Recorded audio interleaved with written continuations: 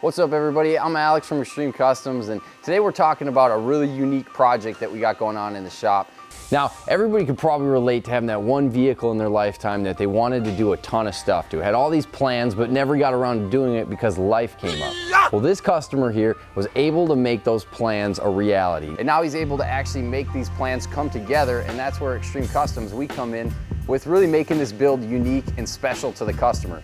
I mean, you know, you're probably familiar with Jeep builds through and through, but this isn't a Wrangler. You know, this isn't a Renegade. This isn't a Sahara. This isn't a Rubicon. It's not an old TJ.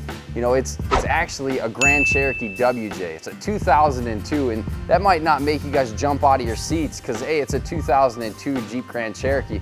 But this customer came in with plans to really take this thing to the next level and make it an Extreme Customs build. And so that's where we were able to help.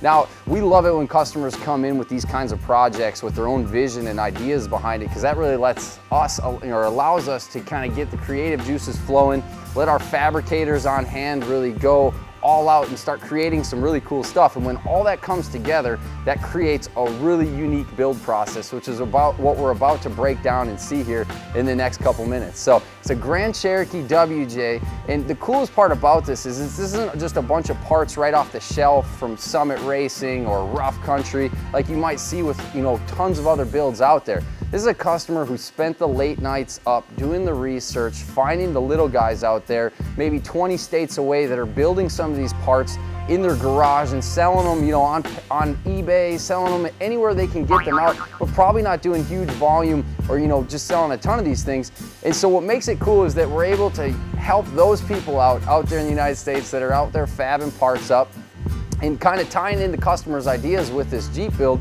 You know, we're able to really utilize all these little guys out there making small parts for these WJs, because let's be honest, there really isn't a huge aftermarket support beyond your run-of-the-mill off-the-shelf parts for these Grand Cherokees.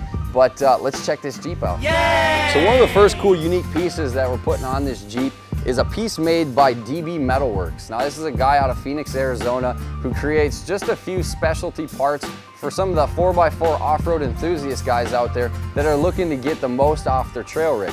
Now, this particular Jeep is going to be an on-road Jeep, but the customer wants to be able to take it off-road and potentially be able to slide this thing into trees, climb it over rocks, really use this Jeep what he's intending it for, or what Jeeps were really originally intended for, you know, off-roading. So with the use of a couple cool pieces like this DBM, you know, side protector, this is actually gonna go on the rear quarter panel of the Jeep, and it'll act as a kind of a protection shield. I know it kind of looks like a handicap access handle, but you know, once this piece is on the Jeep, it actually allows the Jeep to be pulled out using this bar. And what's neat about it is we're gonna go, you know, one more level up with it, and we're gonna add on some extra pieces to this. We're gonna tie this into a Safari roof rack that we're putting on the Jeep, as well as a bunch of other pieces. Now, you know, one of the other pieces we're gonna be putting on this Jeep is gonna be some Iron Rock off-road parts. Now, this Jeep came into us weeks ago, I should say months ago, and got a full-on lift kit made by Iron Rock Off-Road. Now, it wasn't just your standard run-of-the-mill lift kit, it's actually a full 6-inch long travel system, and the customer wanted to get just a little bit more lift, so what we're actually doing is we're gonna make this Jeep have about 9 to 10 inches of lift, utilizing some bigger 8-inch springs from Iron Rock Off-Road, as well as some other parts to really make this thing handle all the trail use that it's probably gonna get. So, I mean, we're talking Iron Rock Off-Road transfer case, you know, high clearance transfer case, support brackets going in there. I mean, to be honest, the list goes on forever. I could start labeling it. So from the front of the Jeep, we got a Goliath Off-Road Swamper Series bumper. Now that's gonna get a full-on winch setup with a bunch of extra lighting. We're gonna do an aftermarket front grille. Now the customer already had hydro assist steering, which we had done a few months prior, tried it out, but found out that hydro assist steering wasn't really the best for on-road use. So what we're actually gonna do now is remove that system and make it so that only when the rig is off-road or not on the highway, he can hook that system back up and utilize that hydro assist, or what essentially hydro assist is just a hydraulically assisted steering system that allows you to actually move the vehicle. Say you get bound up in a tight spot, you know, crawling over some rocks, and you need to shift the vehicle's weight over, the hydraulic assist steering system will allow the Jeep to actually do that without breaking a bunch of the steering components. Now, finding out that that wasn't probably the best use for it when you're driving on the highway made the customer maybe rethink using that system. So we went back to the drawing board. We're gonna actually try and make it so that the Jeep can be used for both purposes and isn't just a strictly off-road trail rig.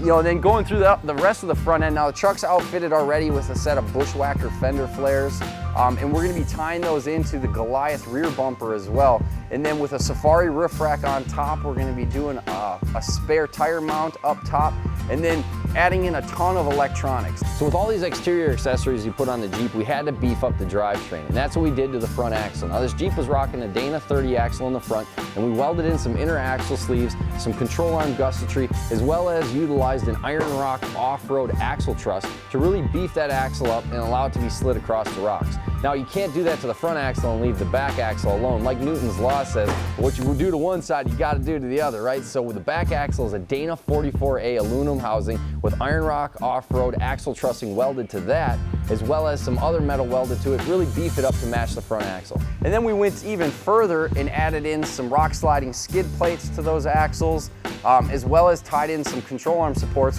to really allow that axle to be thrown off a cliff, you know, bounced off a mountain a couple times and still be completely fine. And then we also utilized 70-75 aluminum tie rods and drag link bars. So basically a metal that's allowed to bend and twist and contort, but will always go back to its normal original size and shape and position. So right now we've just broken down kind of where we're at in this build. Now this is a long process, a few week build that we're gonna be undertaking here in the next couple weeks. And right now we're at the fabrication stage. So basically we've taken all the metal pieces that are uncoated that still have to go out for powder coat, test fitted them, make sure everything's gonna work right. We got a little bit of work left to do on the roof rack, tying that into the side rub rails from DBM. But it's gonna be a very exciting build. We got a ton of surprises to come, so make sure you stay tuned, make sure you subscribe to the channel, and stay tuned for the videos we're gonna be bringing you over the next couple weeks. Now this thing's gonna get decked out. We got some cool surprises coming, so make sure you follow along.